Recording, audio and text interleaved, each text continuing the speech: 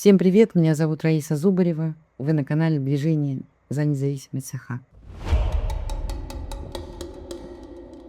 Давайте мы сегодня с вами поговорим о войне, о так называемой специальной военной операции. Почему нам сегодня очень важно об этом говорить? Мы знаем, что на фронте сейчас у российской армии катастрофическая нехватка солдат. Поэтому Кремль всеми способами пытается набрать солдат. Мы знаем, что массово по всей стране идет вербовка студентов.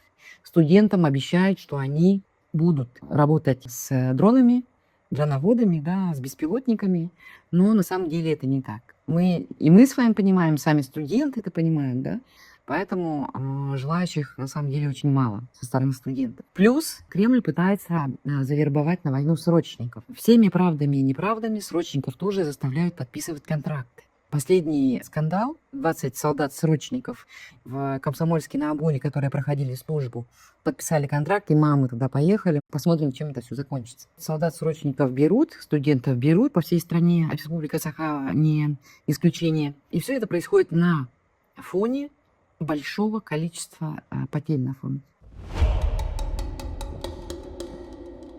В последнее время все чаще и чаще появляются обращения солдат, тех, кто уже был на войне, тех, кто приехал с фронта инвалидами, обращения с призывами не ходить на войну. Потому что либо ты не получишь выплаты, либо тебя не запишут как воевавшего.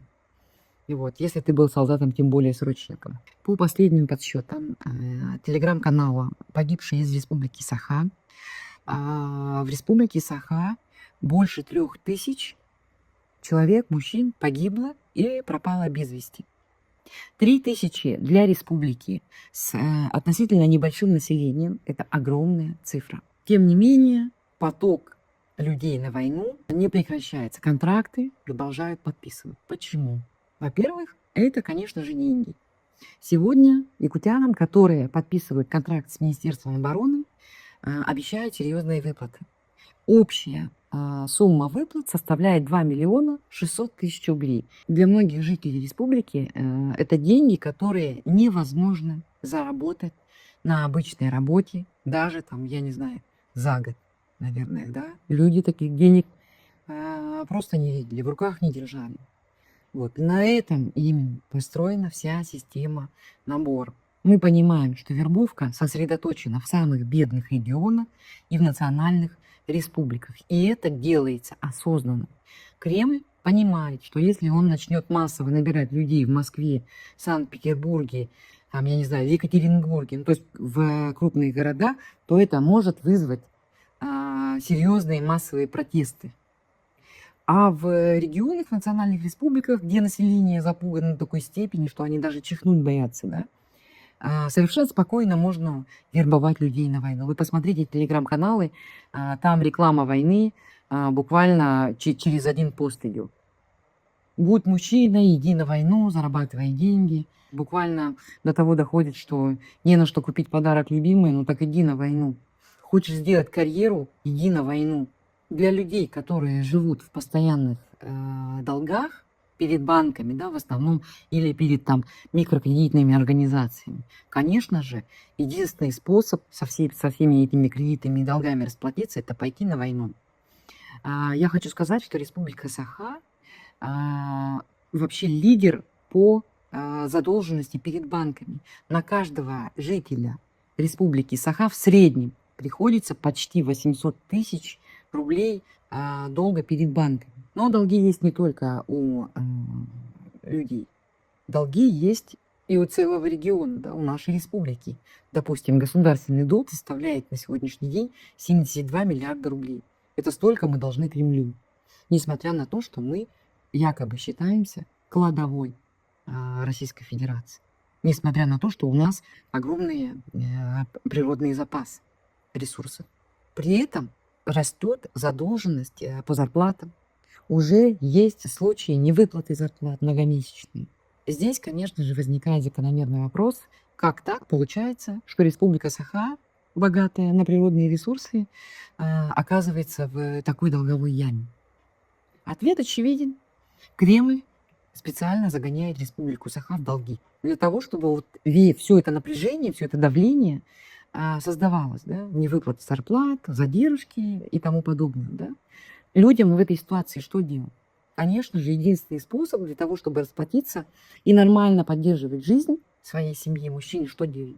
Конечно же, он выберет подписать контракт и быстро заработать, быстро либо расплатиться с долгами, либо хоть какую-то копейку оставить семье, хоть на какой-то короткий срок, чтобы семья прожила нормально. Вторая причина, по которой люди подписывают контракт, это, конечно же, имперская политика Кремля. Ну, то есть люди дураки, Москва использует все ресурсы, да, включила пропаганду на полную катушку, машину пропагандистскую, да, и люди дураки идут. А на самом-то деле что происходит? В Кремле прекрасно понимают, что национальные республики потенциально могут стать источниками протестов, восстаний против центральной власти.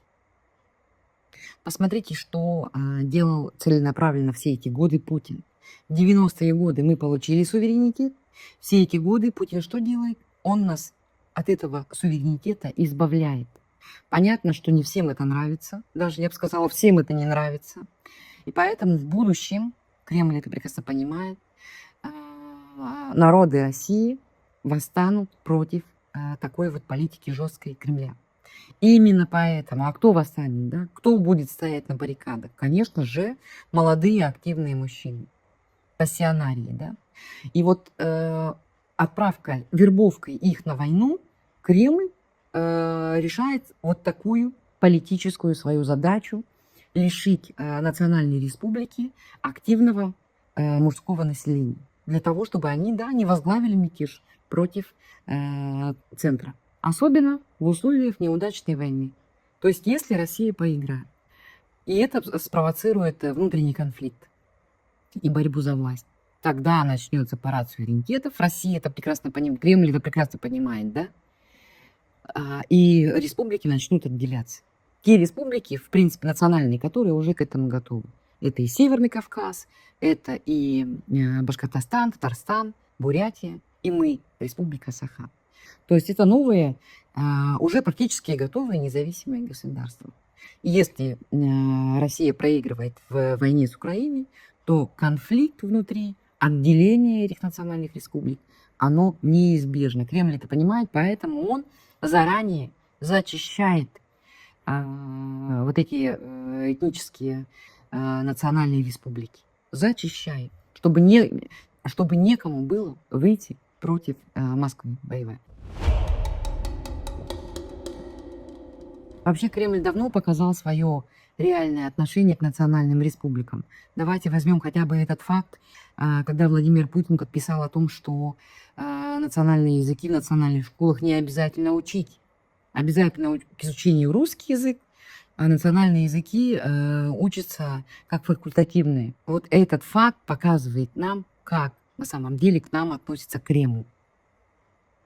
И война, и отправка на войну этнических групп, да, нацменов разных, и бурятов, и башкорт, и саха, тоже говорит о том, как по-настоящему к нам относится Кремль. В нашей истории уже были подобные трагедии. Это и отправка на войну во Вторую мировую, да, как пушечное мясо. Это голод и в 20-е годы прошлого века, и, значит, во время Второй мировой войны массовый голод, смерти от голода, да. Это и репрессии середины прошлого века. И сегодня мы видим ту же самую картину. Опять Кремль испытывает на нас свои геноцидальные практики. Но мы должны понимать, что каждая смерть для нас – это стирание нашего будущего. Еще одна большая проблема – это, к сожалению, юридическая безграмотность населения. Многие люди получают информацию только из телевизора. А те, кто, допустим, говорит, я не смотрю телевизор, все равно вот эту пропагандистскую ложь получает из других источников, например, из того же самого Telegram или из того же самого WhatsApp. Там очень много пропаганды. Люди не смотрят независимые, не читают независимые медиа. А в этих независимых медиа просто буквально очень много пошаговой информации, пошаговых инструкций, кому и что делать в случае мобилизации, если вам пришла повестка, или там, я не знаю, в случае подписания контракта, и что вам делать. И даже если вы попали на фронт, что вам делать, чтобы выжить, да, куда обращаться. Вот там этого очень много, и люди этого не читают, не видят. Я не знаю, может быть, не хотят, может быть, они считают, что им достаточно. Но вот потом и происходят такие случаи, когда мамы срочников летят в другие города и спасают своих сыновей. Надо знакомиться с независимыми медиа. Это обязательно.